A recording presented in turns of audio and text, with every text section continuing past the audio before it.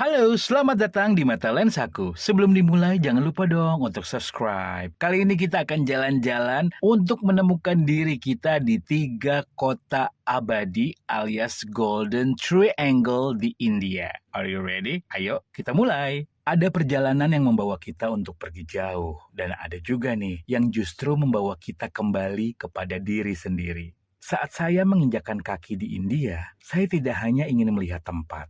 Saya juga ingin merasakan waktu.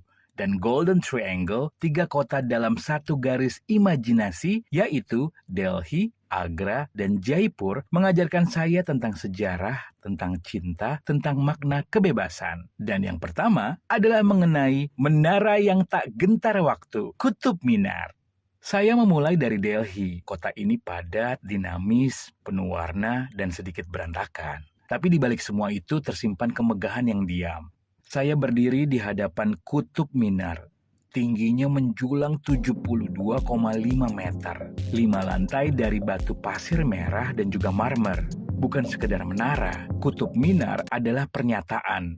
Dibangun pada tahun 1193 oleh Qutbuddin Aibak, Sultan pertama dari Kesultanan Delhi untuk merayakan kemenangan Islam atas dinasti Hindu terakhir di India Utara. Arsitekturnya memadukan gaya Indo-Islam dengan kaligrafi Arab dan juga motif bunga khas Hindu.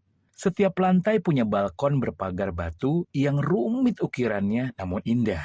Dan semakin ke atas, menara ini tuh semakin ramping, seakan mengajak kita untuk menengadah melihat lebih tinggi. Tapi yang membuat saya tertegun adalah ketangguhannya. Sudah berkali-kali terkena gempa bumi, retak, runtuh sebagian, tapi selalu bisa untuk dibangun kembali. Saya pun merenung, bukankah hidup kita juga begitu ya? Kita dibentuk oleh jatuh bangun, oleh reruntuhan, oleh keberanian untuk berdiri kembali.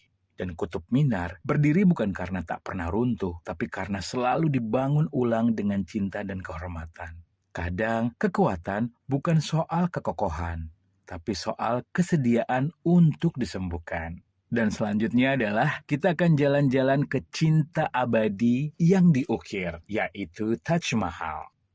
Perjalanan berlanjut ke Agra, kota yang tenang di tepi sungai Yamuna. Dan disinilah saya akhirnya melihat the greatest Taj Mahal. Saya tahu semua orang menyebutnya sebagai lambang cinta. Tapi saat saya melihatnya dengan mata kepala sendiri, semuanya terasa berbeda. Bangunannya simetris sempurna, kubahnya besar seperti setengah bola yang mengapung di langit. Dikelilingi 4 menara tinggi berdiri sedikit miring keluar sebagai antisipasi kalau roboh agar tidak mengenai makam utama.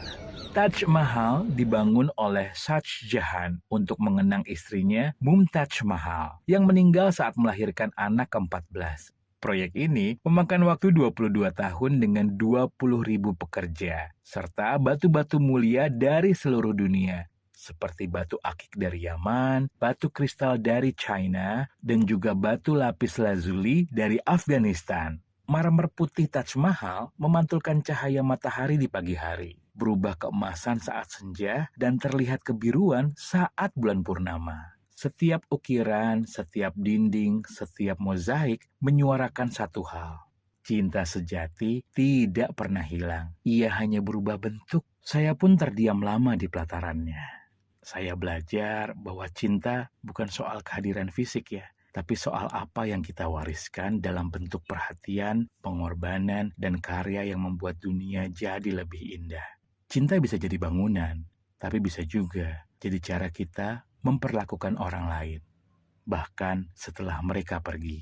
Dan cerita selanjutnya kita akan jalan-jalan ke istana yang mengalirkan kebebasan Hawa Mahal. Perjalanan saya berakhir di Jaipur, kota yang dicat merah muda alias pink. Iya, warna keramahan dan juga kehangatan.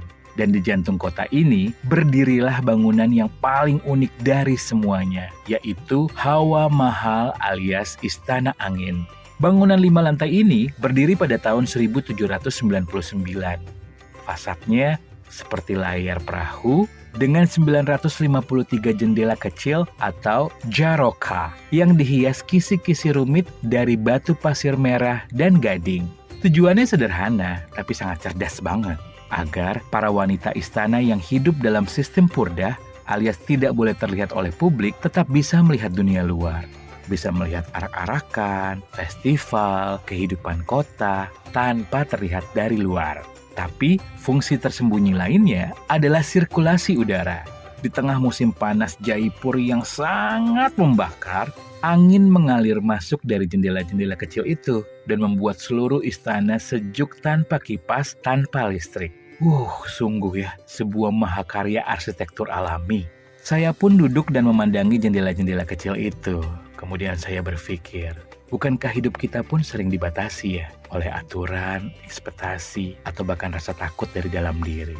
Tapi mungkin seperti para wanita di Hawa Mahal, kita tetap bisa melihat dunia bahkan dari balik kisi. Kita tetap bisa merasakan angin jika kita membuka jendela kecil dalam diri kita. Jendela untuk memaafkan, untuk bermimpi lagi, untuk melihat dunia dari sisi yang baru. Delhi memberi saya pelajaran tentang ketangguhan dan juga perbaikan diri. Agra menunjukkan arti cinta sejati yang melampaui waktu. Serta Jaipur mengajarkan kebebasan batin dalam batasan. Dan Golden Triangle bukan sekedar rute wisata, tapi rute menuju pemahaman baru saya tentang siapa saya dan siapa saya ingin menjadi. Saya pun pulang dengan koper berisi kain dan rempah, tapi hati saya penuh lagi dengan inspirasi, dengan keberanian, dengan kesadaran bahwa hidup ini mungkin tak sempurna, tidak seperti Kutub Minar, Taj Mahal, dan Hawa Mahal. Ia bisa menjadi indah, berarti, dan juga abadi jika kita merawatnya dengan hati. Terima kasih yang sudah mendengarkan serta menonton Golden Triangle menemukan diri di 3 kota abadi. Dan please subscribe, di-share ke teman-teman yang lain juga boleh. Sampai ketemu di cerita-cerita selanjutnya di Mata Lensaku ya. Bye-bye.